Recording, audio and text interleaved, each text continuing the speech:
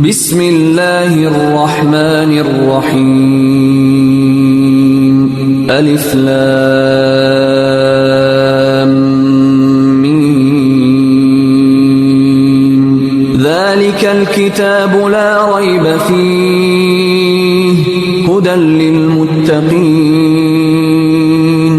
الذين يؤمنون بالغيب ويقيمون الصلاة ومما رزقناهم ينفقون والذين يؤمنون بما أنزل إليك وما أنزل من قبلك وبالآخرة هم يوقنون أولئك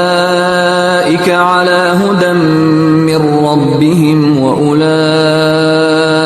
هم